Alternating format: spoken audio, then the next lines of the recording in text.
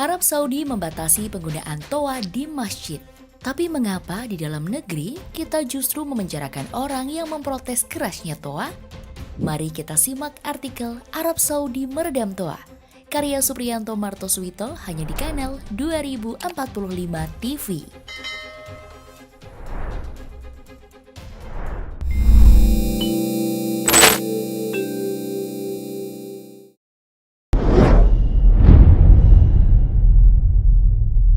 Kementerian Urusan Islam Arab Saudi telah memberlakukan pembatasan penggunaan pengeras suara atau speaker di masjid.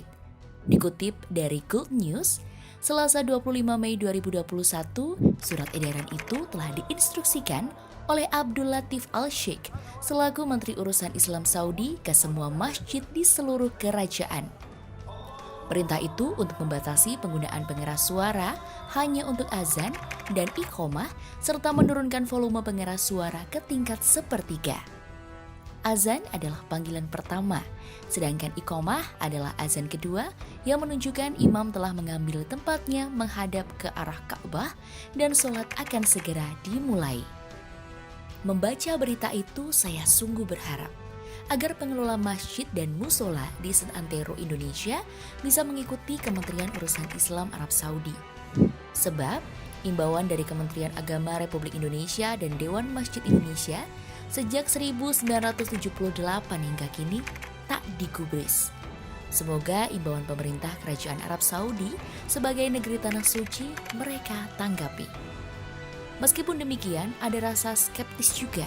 Sebab tak jarang banyak muslim Indonesia yang lebih Arab dari Arab. Gairah keagamaannya sudah masuk taraf mengganggu lingkungan. Urusan speaker masjid dan musola sungguh pelik. Kebisingannya sudah tahap sangat mengganggu, memekakkan telinga. Tapi bagi Islam baru, itu menjadi bagian syiar yang mengaitkannya dengan keyakinan. Dakwah Islam. Sebaliknya, mempersoalkan toa masjid atau musola sama dengan mempersoalkan Islam.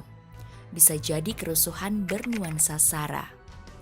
Di negeri Jepang, Tsunetaro Nakatani tentulah tak menyangka bahwa Toa Corporation yang didirikannya pada tahun 1934 akan menjadi bagian dari syiar Islam, khususnya di Indonesia. Toa Electronic Manufacturing Company, perusahaan yang memproduksi pengeras suara dan mikrofon, dibela mati-matian oleh mereka yang menyebut dirinya pembela Islam dan pembela asma Allah. Produk Toa jadi beragama. Menurut Wikipedia, pada tahun 1945, pabrik Toa luluh lantak akibat serangan udara sehingga dipindahkan ke Tokushima. Lalu kembali lagi ke Kobe pada tahun 1947 bertempat di rumah sakit Kobe. Pada tanggal 20 April 1949, nama perusahaan ini diubah menjadi Toa Corporation dengan modal 500.000 yen dan 12 pekerja. Pada tahun 1954, Toa memproduksi megaphone listrik pertama di dunia. Pada perhelatan Olimpiade musim panas 1964 di Jepang, perangkat Toa dipasang di 31 lokasi Olimpiade. Pada tahun 1970-an, Toa Corporation mulai melebarkan sayapnya ke mancanegara seperti Jerman, Amerika Serikat, Inggris, Afrika Selatan, Taiwan, Kanada, dan Indonesia. Pada tahun-tahun berikutnya, perusahaan ini berinovasi dengan memproduksi amplifier nirkabel, mikrofon, pengeras suara, sistem CCTV, sistem karaoke, dan sistem telekonferensi.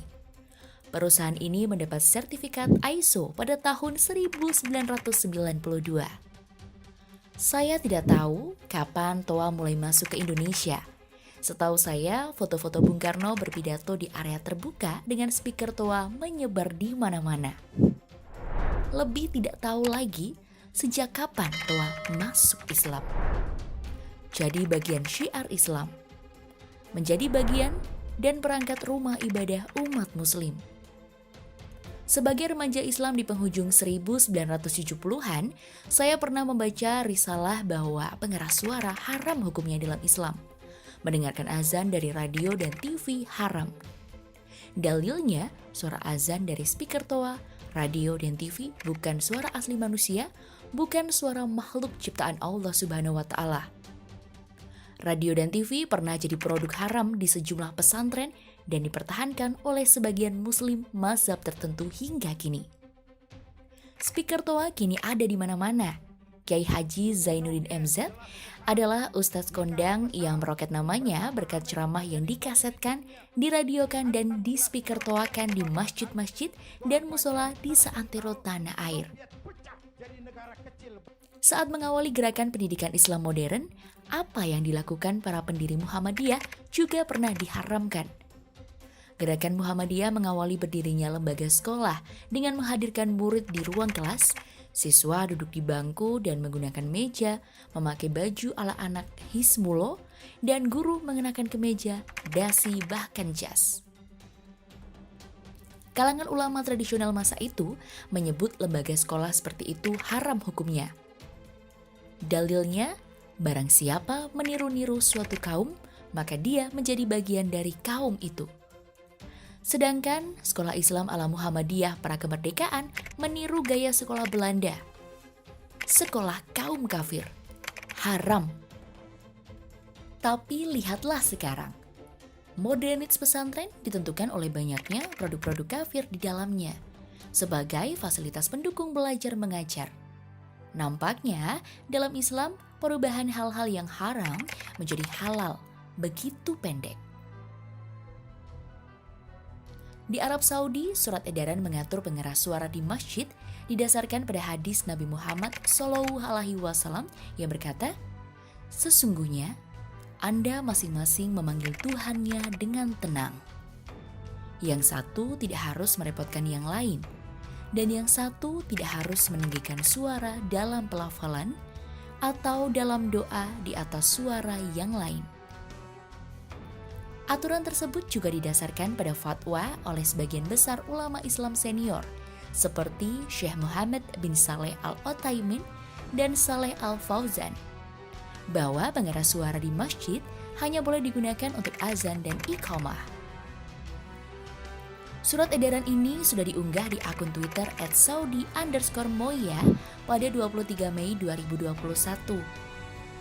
Meski begitu, di sini saya yakin seyakin-yakinnya masih ada saja pengelola masjid yang untuk mempertahankan kebisingan masjidnya, musolanya, pada sebelum azan dan iqamah serta sesudahnya dengan dalih yang dibuatnya sendiri. Dalil improvisasi, kearifan lokal.